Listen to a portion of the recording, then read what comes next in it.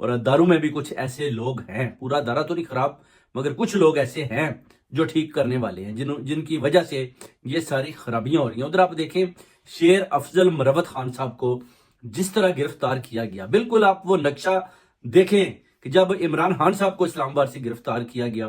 اسی طرح ان کو بھی کالر سے گھسیٹتے ہوئے لے کر گئے، اور آج آپ دیکھیں شیر افضل خان صاحب کو بھی 3 MP